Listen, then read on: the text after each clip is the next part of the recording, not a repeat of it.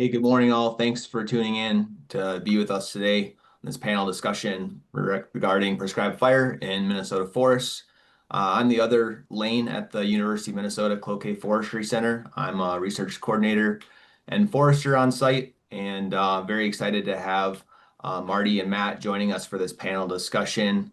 Both Marty and Matt have been pretty engaged with the prescribed firework we've been doing on the Fond du Lac Reservation and at the Forestry Center specifically in the past few years. And I've gained a great deal of insight from them. So I'm excited to have this discussion and see what we can bring to this broader community. I'll also say Jack McGowan-Stinsky was going to be our third panelist. He's with the Lake States Fire Science Consortium and unfortunately can't join us today because of a recent stop work order um, connected to the federal shutdown. So we're going to do our best with what Matt and Marty can bring to us and looking forward to the discussion. So for starters, if you can take just a moment to introduce yourselves and tell us about your fire management background and how the organization you work for operates in the wildland fire space. And for starters, we'll go with Marty. All right. Thank you. I guess my name is Marty Cassellius. I work for the Bureau of Indian Affairs as the fuels management specialist in the Midwest region here. So in the BIA, we the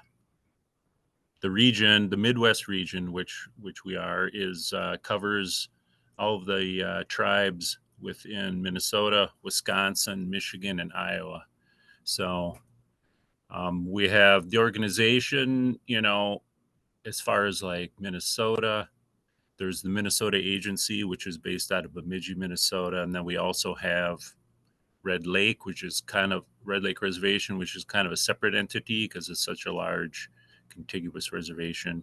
And then in southern Minnesota, we have the Sioux tribes or the Lakota tribes, and they report directly to the regional office. They're not under the Minnesota Agency, so we have a direct relationship with them, and we help them with their prescribed burning and their management. So I'm in charge of their prescribed burning, so um, Shakopee, Prairie Island, Upper and Lower Sioux reservations. We also cover Iowa, which is Sac and Fox tribe. The Meskwaki have a settlement in Iowa that they also do quite a bit of prescribed burning down there, prairie management, prairie restoration. So we go down there and do their burning for them down there as well.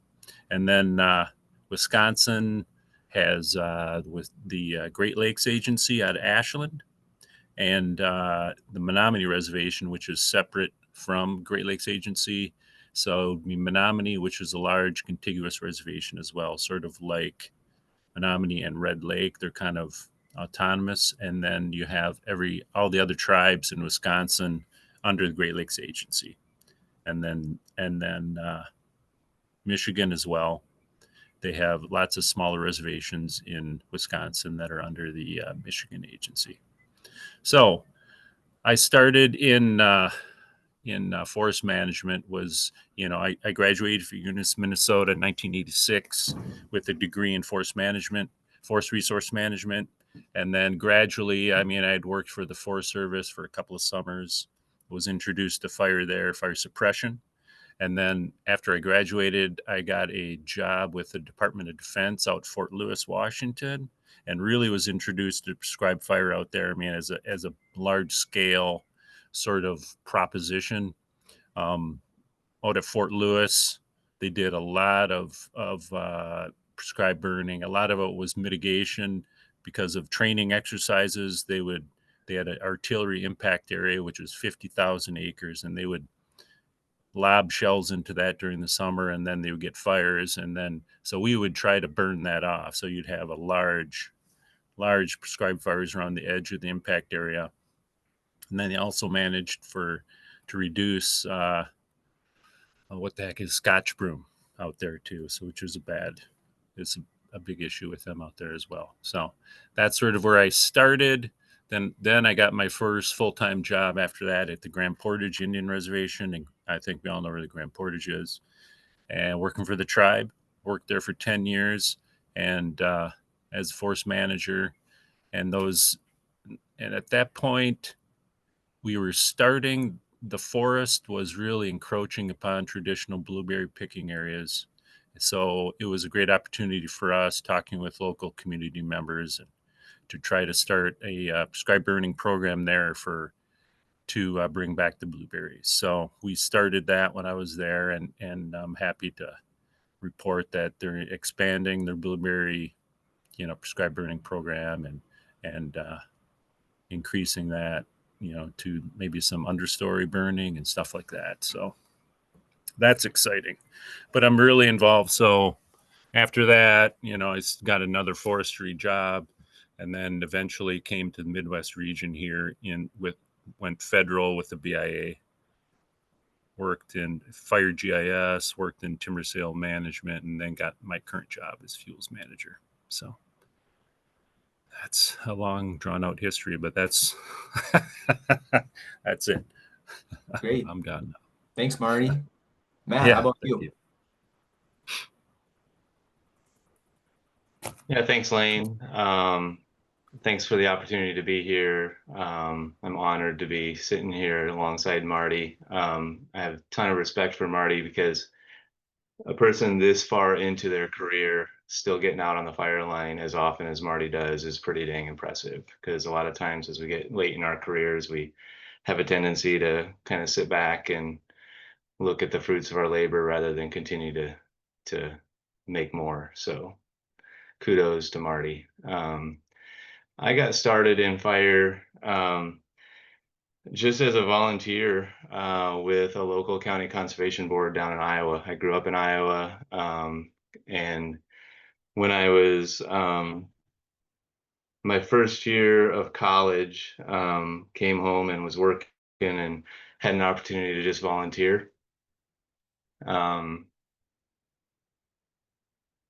I think I might have glitched. We can hear you just fine. Okay. Yeah, so I kind of caught the bug. Growing up in Iowa, I was a prairie guy. I learned a lot about prairies, spent a lot of time on the prairies, and fire is such a natural disturbance. It just became a natural fit for me. I really got started with fire in college through internships with the Nature Conservancy, and I've been working with the Nature Conservancy for over 25 years. Um, when I started fire, it was blue jeans and flannel. There was nothing, there was no NWCG. It was just learn on the job. People who had experience, people who understood fire were teaching safety and operations. And then in graduate school, I went to Kansas State University, did a lot of burning there. They have a really large prairie research station, a long-term ecological research station where they have a pretty strict fire regime that they're sticking to for research purposes. And I got really involved in that, caught the bug. And then I realized, you know, burning prairie is one thing, but there's a lot of different ecosystems across the United States that are fire dependent. And I wanted to learn more. So I started traveling and trying to get more experience in different fuel types, different ecosystems. So I did wildfire assignments to try to broaden that experience, and also prescribed fire crews in the Southeast United States. So North Carolina, South Carolina, Virginia. Did some roles in Florida. Did some Western wildfire stuff. Just really spent about 4 or 5 years really trying to diversify my experience to see fire in all different ecosystems across the United States, as far and wide as I could go. Any opportunity I had, I took it. And then I settled down with the Nature Conservancy as a land steward, doing land management, burn boss, mostly burning prairies, but moved here to Minnesota about 18 years ago.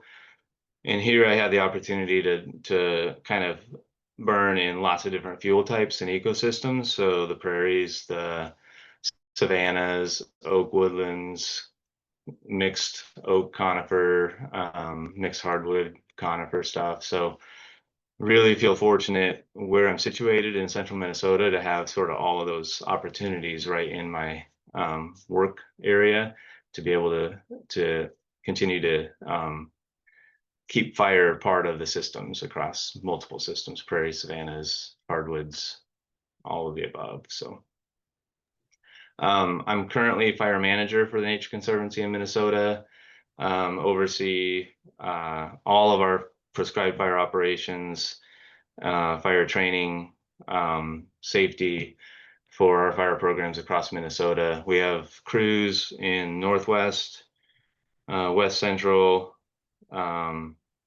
Central, Southeast, Northeast. So we have crews all over the state, Southwest, and every year we're out doing prescribed burn-in, helping partners, doing some of our own, and just building a community of practice. That's one of the things that sort of underlines my career, is always like, it doesn't matter what agency we work for, we're all wearing green and yellow. We're all trying to do the same good work, trying to keep fire a live component of these ecosystems. And so we should all be working together. And so I'm always trying to build those bridges, always trying to collaborate with people, and just make sure that we're all rowing the boat together in the same direction. Great. Thanks, Matt, for that context. Yeah, very clear. You both have a lot of experience in Minnesota and across the country. I think our audience today largely familiar with what prescribed fire is. I'm curious if one of you would want to take a stab at what the most common misconception or misconceptions around prescribed burning in Minnesota forest lands. Is there something that jumps out at you when it comes to feedback you get from resource managers?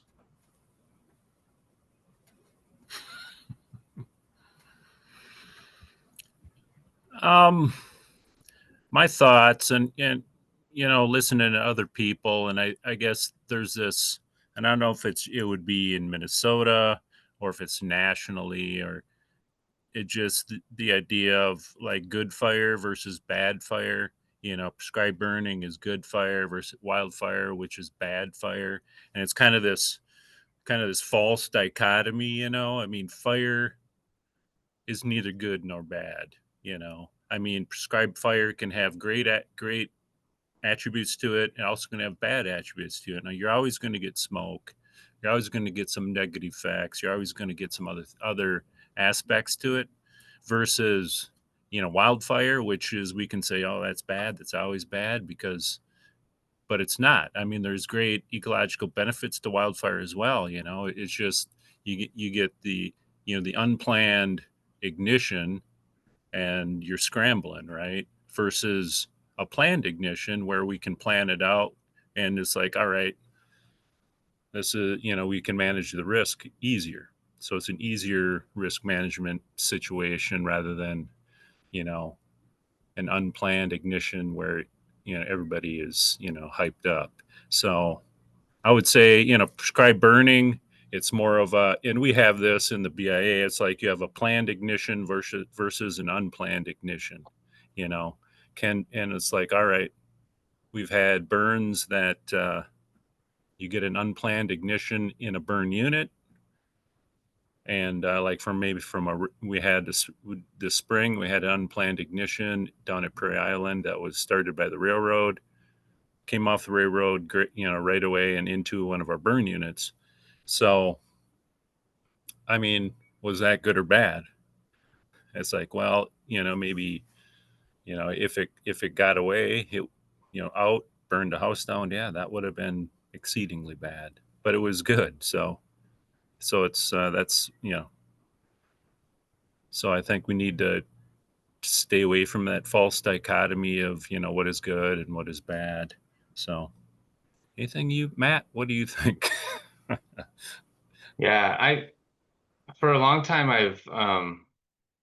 I've when people ask me about misconceptions about burning forests, I think there's a misconception that it's harder to burn forests than it is to burn prairies. And I'm kind of along the same lines, Marty, where yeah, there's good and there's bad in everything in all fire. Yeah, there's some challenges associated with burning forests, but there's also challenges with burning prairies, and there's some things that are actually a little easier in the forest than they are in the prairies, and some things are easier in the prairies than forests. But I think one of the misconceptions about it being harder is, yeah, there's heavier materials that can smolder for longer. They can produce more smoke. You have to manage smoke a little differently. Obviously, you can go and get complete um, cold black on a grassland a lot easier than a forest. But out on the grassland, you got wind, and in the forest, you got more sheltered winds, more sheltered fuels, and the fire behavior is different. It's way easier to get mineral fire breaks around a woodland unit than around a prairie unit. Um, and I think there's just a lot of things that are actually a little easier with burning forests, but there are some challenges that come with it. So it's one of the misconceptions I run into a lot. Great. This next question is going to be for Marty, and it's kind of on the social science side of things. Can you talk about risk versus perceived risk in the context of prescribed fire? You mentioned risk in your last Yeah. response. Yeah. That's funny because I was listening to it's like, well, I'm on the NWCG WUI mitigation committee, which a lot, I mean, there's a lot of, it's not really, risk management sort of committee, but it's, WUI mitigation. You deal with risk and trying to minimize risk. So one of our committee members was Sarah McCaffrey, which is social scientist from Fort Collins with the Forest Service. And her big thing is like people, as far as prescribed burning, it's like if we go at people say, oh, this is prescribed burning is great because we're reducing risk. And her take was, well, people are managing risk all the time in their lives, right? I mean, everything you go out and drive your car, you're doing risk management all the time, right? So to go at people and say, well, we really should do a prescribed burn here around your house to reduce the risk. There's like, yeah, I mean, that's I'll take that risk. I don't I don't want to, yeah, I don't want to have fire around my house, which is can be a good thing, but but if you go at them not at the risk, if you try to explain to them the ecological benefits maybe of this burn versus reducing risk, or her thoughts, or I mean even her research is like people once they're explained, it's like, well, the ecological benefits of prescribed burning, outweigh not doing it. So especially prairie, especially, I mean, you can do things. Yeah, I mean, understory burning around, in the community. I mean, this, tremendous ecological benefits. And I think not just to think people are just worried about, risk in the forest. I don't think people give it much thought, and they don't really, and they'll take that risk. They will. I mean, they'll, rather than, say it's more of a risk for them to see fire on the ground if they don't understand those ecological benefits. So I guess that's one. Yeah, that's one of the things I think as far as risk. I mean, we're dealing with prescribed burns, and it's like planning a burn. I mean, that's a huge thing, right? We have to try to look at the risk. So yeah, we're always doing risk management as well, prescribed burn planning. So that's a big part of it. But I think as a promoting prescribed burning, with the general public, I think that's a hard sell. Yeah. Thanks, Marty. So Matt, kind of building on that risk versus perceived risk idea, wondering if you could touch a little bit on how Minnesota's wildfire statutes shape risk and perceived risk locally. Well, certainly not a lawyer, certainly not an expert. But you know, Minnesota is a strict liability state when it comes to burning, which is just an increasingly rare situation to have. When you look across the country, there's just only a small handful of states that have a strict liability system in place to govern fire and the use of fire. It's also a pretty antiquated system. Uh, but you know, so there are risks both ways. Inaction versus action when it comes to fire. And the risks of inaction are what have led us to the abnormal fuel buildup and unhealthy forest systems that we have across northern Minnesota that create wildfire conditions or fuel conditions that are more prone to larger and more intense wildfires. And we've been seeing the effects of that over the last, couple of decades here in Minnesota with some big damaging and destructive wildfires. Um, they don't come along all the time, but when they do come along, it's always on those really bad wildfire weather days, conditions, and they can become extremely destructive. So there's that risk. The inaction leads to heightened risk of um, really damaging wildfires. And then there's risks of doing a prescribed fire, and Marty's point about we do risk management when we get in a car and drive. It's the same thing. We've normalized some risk when it comes to um, getting in a car and driving. That's when you actually look at statistics, um, you know, prescribed fires have pretty low numbers of incidents and things going badly. And part of that is we're managing that risk, which is to say, we're choosing the conditions when we're going to burn. We're choosing the day that we decide to use fire. So just by doing that, you can manage a lot of the risk.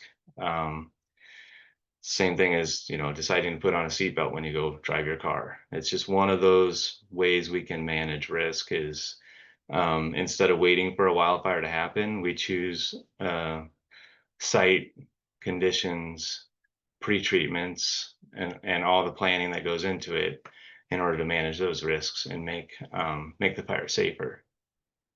So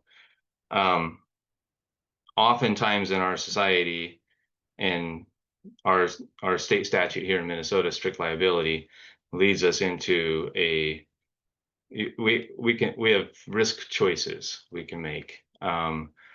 We can take the risks that come with inaction, or we can take the risks that come with doing the work, which is burning. And that statute encourages people to take the risk of inaction. And I think more and more in our society, we need to have a model of shared ownership and action in prescribed fire. We all need to recognize that these forests will burn eventually, and taking action is probably our best defense. Thanks, Matt. So the next couple questions are on the capacity building side of things. And so this next question is, what are the greatest opportunities for normalizing prescribed fire across ownerships and jurisdictions?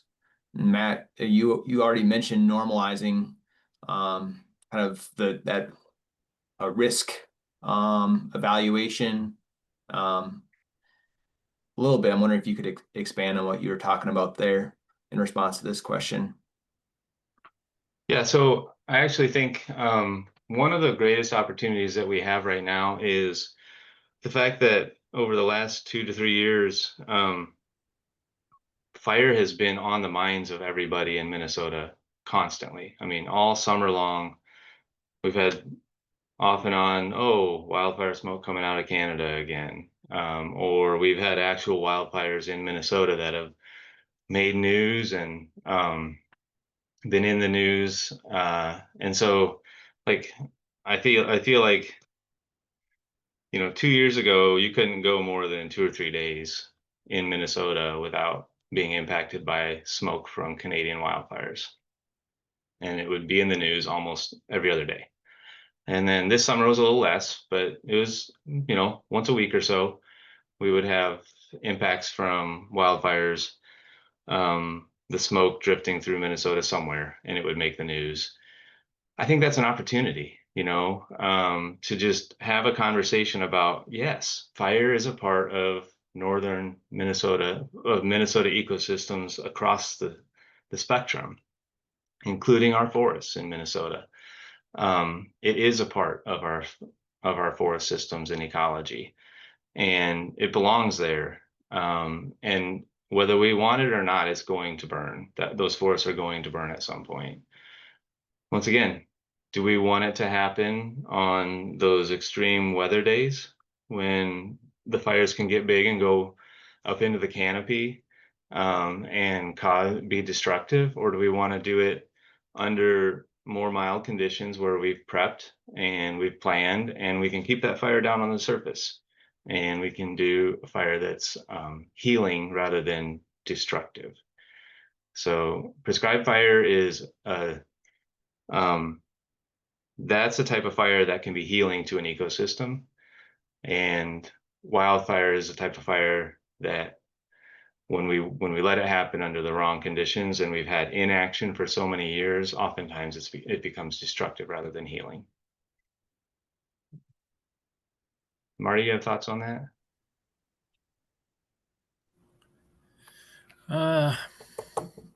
I mean, that was great. And I think, I mean, if we go back into, it's like as far as like northern Minnesota and forest management, maybe in interaction with forest management and trying to use, and I brought this up to Lane earlier, as far as using fire as a silvicultural tool too. It's like we should be managing our forests, and I think fire is a great management tool as well. And I think people have really gotten away from that. And I think, and I don't know why. I think there's that. It's like, well, this is going to be more difficult. For me to implement rather than just cut. And it's like plant or whatever.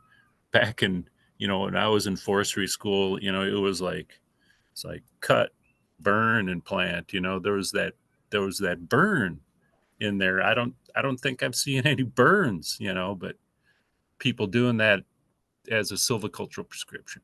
So I, you know, it's like and nationally, it's like we want to increase our product. It's like, all right, we want to increase our wood production locally. It's like it's like what are the hurdles to get around that? I mean, there's we're looking at markets, poor markets. So it's like, well, I think burning, can be a part of that too. So anyway, so I think I would just, it's like kind of promote fire as a silvicultural tool for us as well, not just like you say. I mean, it's a great risk management tool, ecological restoration, and I think it's a great part of that. And I think a natural part of the forest is fire. And it's like if we're going to manage those forests, I don't think we should cut out fire as that step too. So and how do we do that? I mean, I think people have gotten away from it. I think we've lost the knowledge at some point. I think people are scared because they don't know how to do it anymore. So, and it's just like maybe how do we do that, and how do we promote that, with our land management agencies? So. Great. So yeah, really embracing prescribed fire for multiple benefits, whether that's risk reduction, fuels reduction, or the ecological benefits, or the silvicultural treatments or fire as a tool in that regard. So on that front, there's this increased interest in growing season burning and generally diversifying the seasonal timing of prescribed fire. So we tend to burn oftentimes in the spring months before green up. But what is growing season burning, and what are the benefits and associated challenges of doing that work? Would either one of you want to go first? Oh boy, you go, Matt. You go. Well, we're missing our third panelist right now. Jack McGowan-Stinsky is a huge proponent of growing season burns. Um, I am also a proponent. And growing season, I define it as, I guess, burning when the plants are in the growing stage. And that can be anywhere between May in Minnesota, all the way up until things start going dormant in October. Oftentimes people narrow it down to use that term growing season burns to talk about that window of time between our traditional prescribed fire seasons, which are spring and fall. So a lot of times when people say growing season burns, they're talking about summer burning. Um, I am a proponent because I truly believe that like if you always treat an area with the same time of fire, then you are always targeting a certain suite of species that are in the right in a certain growth stage at that time. So if you always burn in April or May, you are always going to be um, selecting to set back those plants that are in their early growing stage in that April and May window. And there's other plants that get started later in the summer in growth. And so those will have a selected advantage. And if you do that over and over and over, you will continually just select for species that grow later in the season and against species that grow early in the season. So I think you need to diversify your treatments so that once in a while you're selecting, you're treating an area when you would select against those species that have a later growing stage and for those species that have an earlier growing stage. So set the stage for those early season species to thrive the next year. Or to set seed this year and then have that seed fall on fresh burn ground. Um, you know, and I just I've seen in prairies for sure when we burn at a certain growth stage with shrubs, you can really have longer term fire effects with brush and shrubs that are growing in the prairies. And you can also um, select for seed production for different species. And so I always say that pyrodiversity leads to biodiversity. And so I encourage people to mix up their treatments as much as they can. Great, thanks, Matt. Marty, anything you'd like to add to that? I guess, yeah. I mean, all the points that Matt made are great. It's the when you look at the reality of it, it's trying to get something. I guess it is more difficult to find the windows. I guess that's why people don't do it as much. And so yeah, I mean you really reduced, so it's harder. And then like in the like with the federal government, with us, you get into, all right, you're in the summer, and then all of a sudden all of your resources are like fighting fire somewhere else. So it's like, can we pull this off? So that's increased complexity as far as resource availability, finding the proper window, burning green vegetation versus cured vegetation. You're going to get more smoke. and so that you need to take that into account. So, I think it's, we try to do it. I try, we promote, trying people trying to get those things done.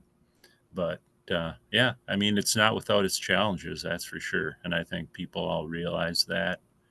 But I think it is important to diversify, right? When you're going to burn in different areas, whether it's prairie, it's important to diversify that. And it's like, if you're going to try to kill brush, I mean, that's the best time of the year to do it, maybe summer, late summer. So, um, yeah, I guess that would be my thoughts.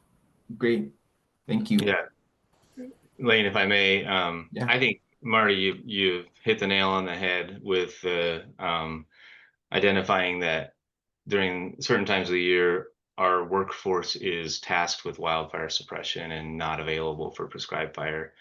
I think that really points to the need for a prescribed fire workforce, a dedicated prescribed fire workforce um, within our fire systems, our government agencies, especially. Um, that we I don't know too many other places where you have a situation like we have in wildfire, where the workforce that is doing the prescribed burning, which is preventative, is just being borrowed from a suppression oriented workforce. Well, when we got time, we'll do that. But I really think we need just to invest in people, invest in a workforce, and create standalone prescribed fire workforce. That's the only way that we're going to really make a difference on any scale with the wildfire crisis that we have in the West, and also here in Minnesota with our forests. Yeah, I mean it's funny because even in the spring, it's like a good burn day, right? I mean, a good burn day is also going to be, people are scared that they're going to get a wildfire because it's a good burn day. It's like we're, as prescribed fire practitioners, all right, it's like if we need, like if you guys, or if you need to go through the county or the state to get a permit, there's like, oh, wait a minute, this is a great burn day, so on the maybe those best burn days, you run into issues with the suppression people, right? And during the, and then the shutdown here, federal government shutdown, it's like, it's well, there's more risk because there's less people to fight the fires. If we start a fire now and we lose it, it's like, so it's like, so the fish and wildlife is completely shut down, right? Because you know you have people, I assume their suppression folks are worried about burning.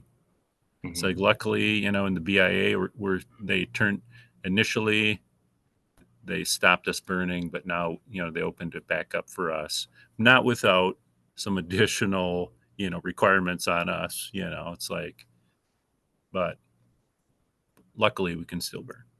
So there's always, yeah, that dichotomy of, it's like wildfire, prescribed fire, and it's like yeah, and it's like, man, it's a good day to burn. We're gonna burn.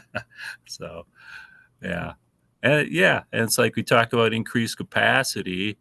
Yeah, a good burn day. Everybody wants to burn, right? I mean, so it's like, yeah, I could use some more help. It's like, well, I got my own units to burn, So you run into that too. So I think as we talk about building capacity, you know, yeah, I mean, it's like I can't get any more done unless I get more people. If on my reservation, I want to burn, it's like maybe 10 units this spring on my reservation, and I can't do it. There's not enough good burn days. We're going to have to double up, get another crew going so we can burn two units at one time on an area. So, I mean, it's some of the things that we're kind of, thinking about. It's like, how can we increase our capacity? We're gonna have to bring in some folks, maybe from Washington or somewhere else where they're still maybe in winter, and they can come here in March, April, and help us burn. we can maybe double up with burn units. And so it's kind of stuff that we're kind of thinking about. And it's like, well, all that costs money too. So Mhm. yeah.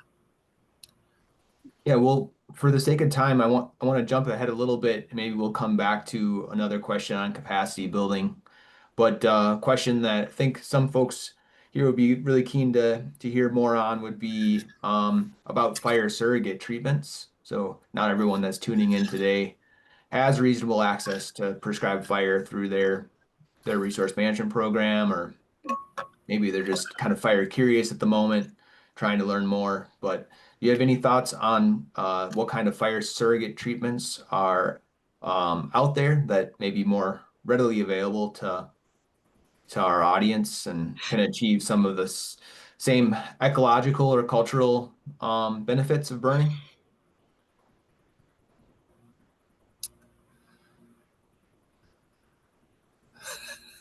Go, Matt. You want to go ahead? I don't have a lot of silvicultural background and knowledge. Yeah. I'll let you take the first crack at it, Marty.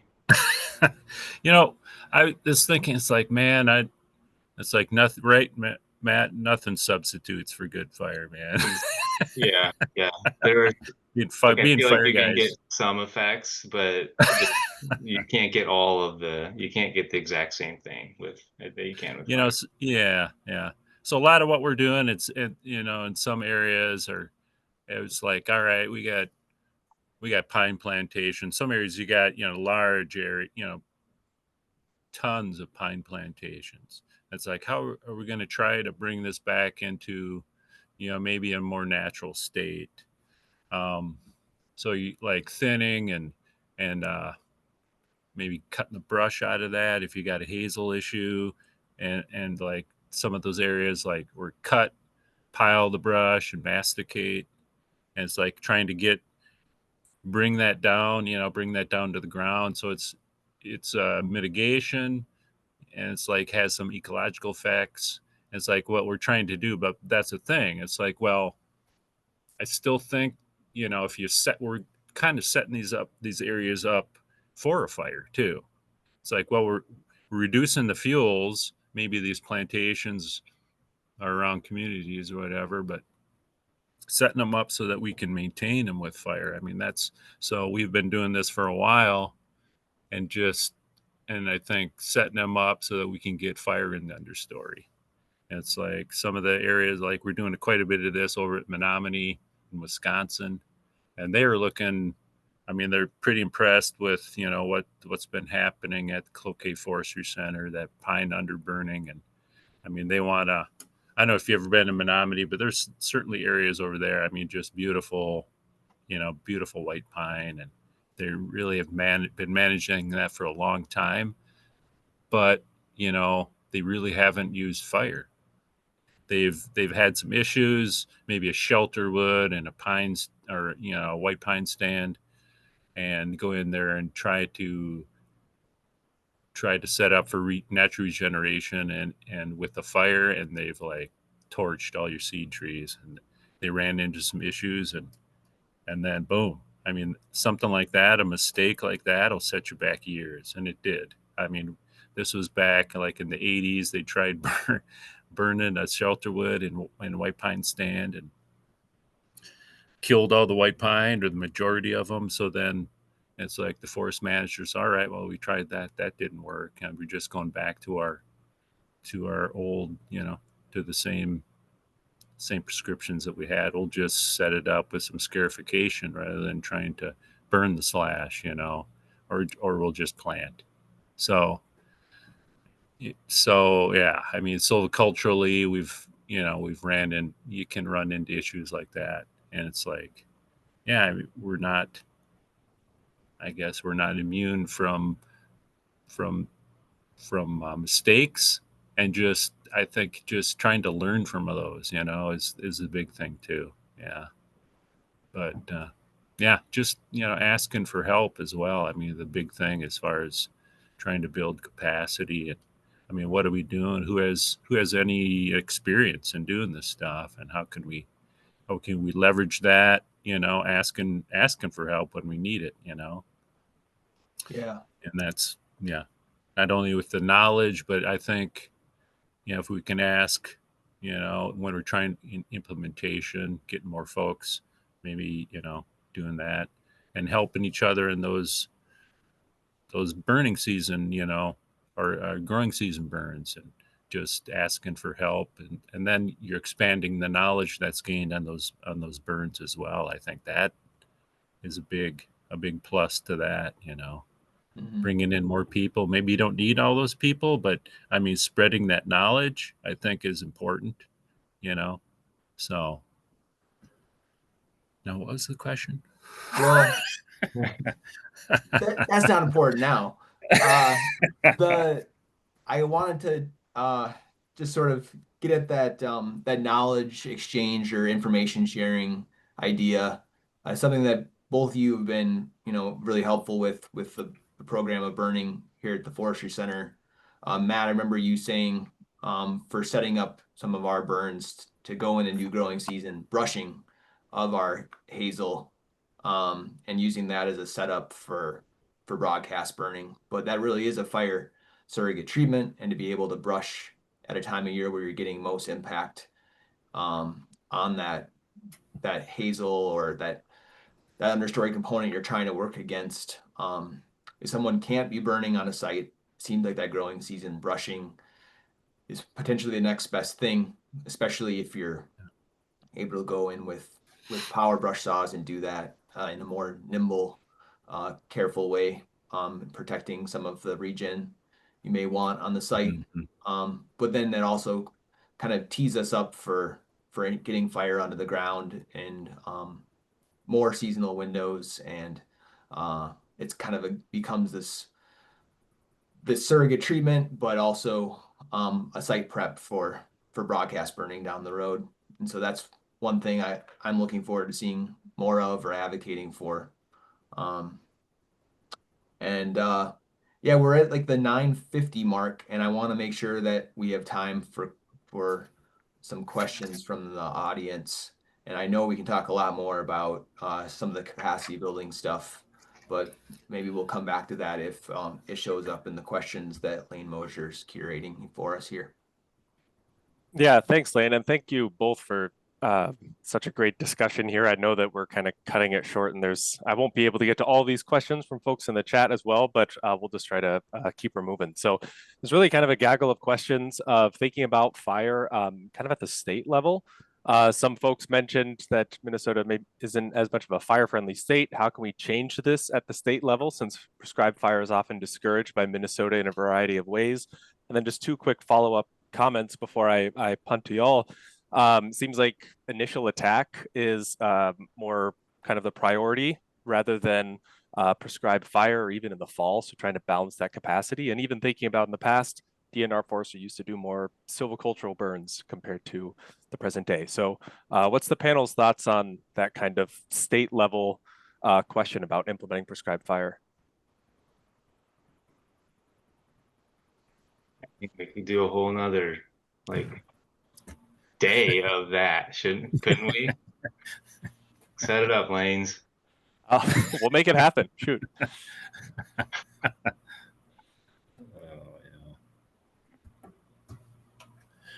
Boy, I think one of the things that's going to be, if we're going to have any success with changing like that enabling conditions for using prescribed fire in Minnesota legally, it's going to have to come from the public. Like it has to be the public has to like become loud enough for legislators to hear, and for the DNR to hear a demand and a desire for more prescribed fire in our state.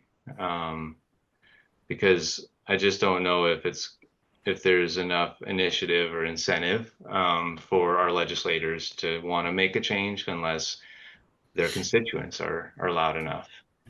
We're gonna keep trying, but it seems like the masses will be our best ally in that.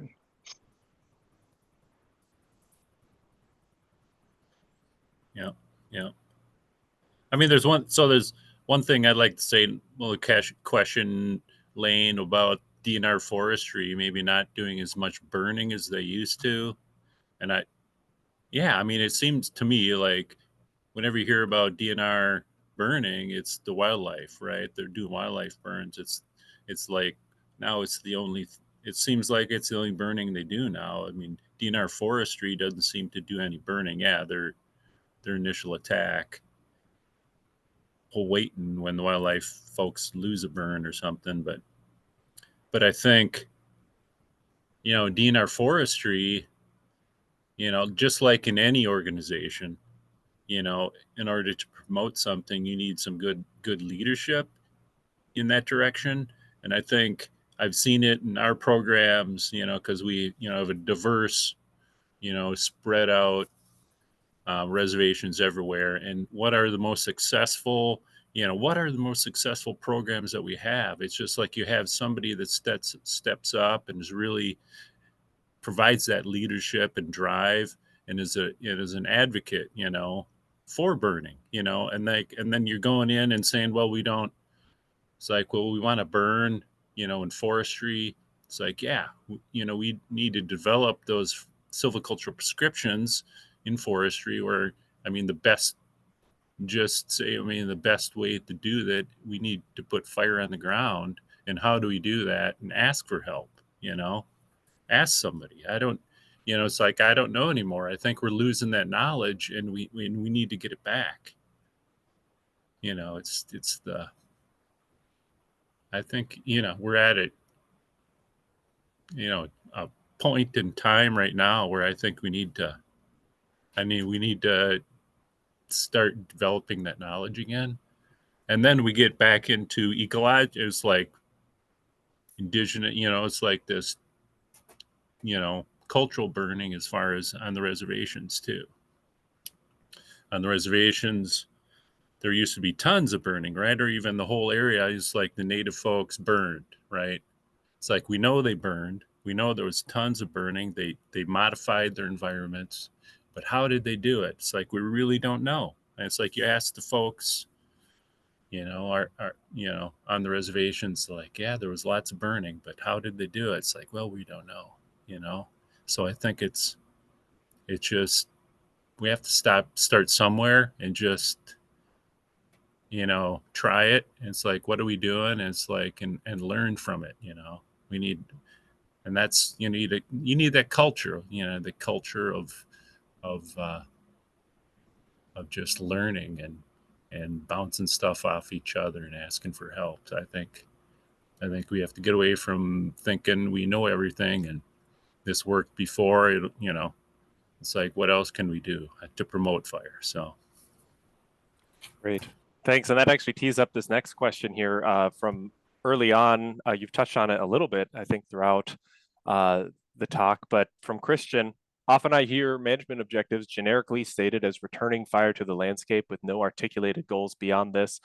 Can any of y'all speak to the importance of having specific goals and measurable metrics for assessing effectiveness?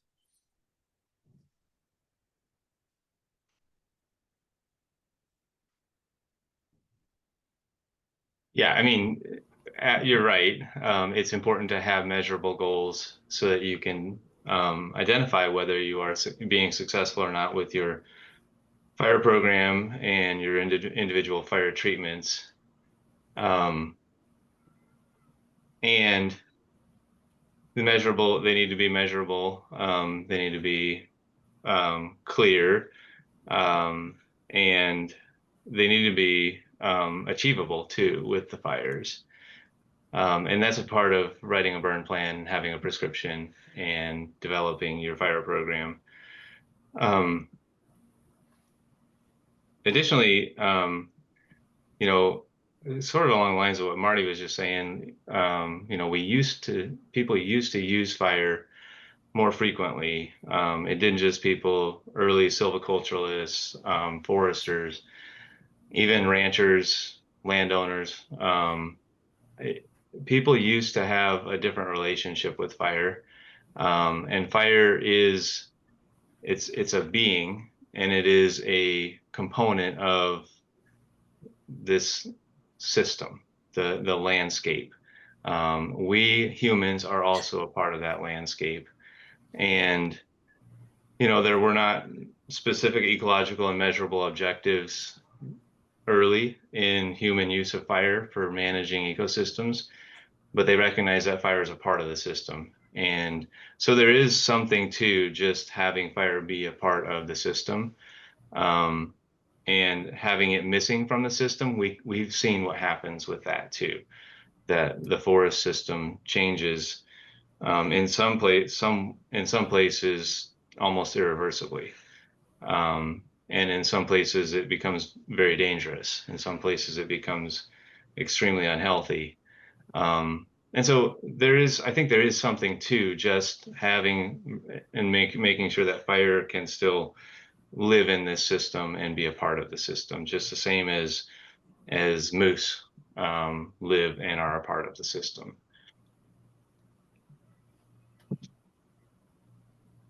Great. I've just a quick sidebar as I'm working through some of these questions. I have pasted the link to request CEs. So if you're interested in that, please fill that out here, maybe in the background as y'all are listening to these other questions. There's quite a few questions here. I don't know if I'll be able to get to them related to some of these more kind of specific systems, but one thing that I haven't heard too much on today was in the context of silvicultural fire.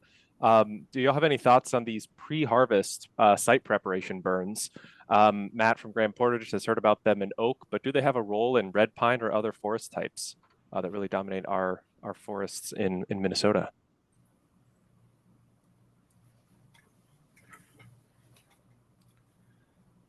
Yeah, I can imagine. Yeah, I mean, to burn it before, site prep before you actually cut it.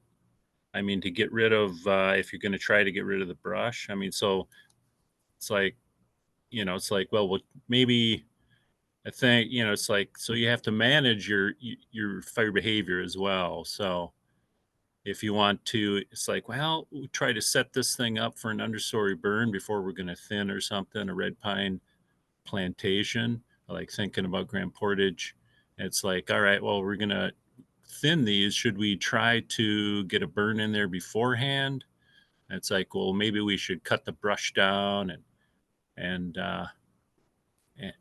then do a burn before you cut. I mean, that's something. It's like, I don't know. It's like it would be interesting to try it too, And I'm not sure if it's like, well, look at the old management handbooks and see if maybe that was a part of their management in the past. I don't know. I don't think that I've heard of that, but I think it's something where you could try it and see what happens, and maybe it's like in plantations, if you want to start managing your plantations for a more natural, more natural stand, and it's like well, we're going to thin it out to get more species diversity. I mean, fire would be a great surrogate for trying to promote that as well. So yeah. It's like I mean, with Matt there at Grand Portage, I mean, I have a lot invested in some of those plantations too. I did a lot of thinning of plantations, pre-commercial thinning in a lot of those plantations. And it was a big project of mine, but it's like, yeah, I think it's time to go in and thin those it's like thin those plantations again, but I'm not gonna step in. Yeah, that gets at really to your point here, and I guess we can close with this. I'm afraid we don't have time for more questions. We're already a minute over the hour, but maybe building back some of that knowledge and recording some of that where it's just not been as much of that focal point. It's just kind of atrophied from a lack of use or application on the landscape. Folks retire, or the next cohort doesn't have that background or the like. So definitely an advocate for writing things down and sharing them, whether at SFEC events or otherwise. I managed to bring it back around to SFEC. But jokes aside, thanks so much to Lane, especially for moderating this and taking the time to work through these questions, and for y'all for the prep that went into this. Again, it would have been great to have Jack here, and this is, I think, just the first of multiple conversations. I have so many questions here in my spreadsheet, and we got to maybe a third of them, right? So thank you all as attendees for taking the time to be engaged and ask questions. And I hope that in future offerings, we'll be able to really kind of dig into this and think about expanding on some of these. So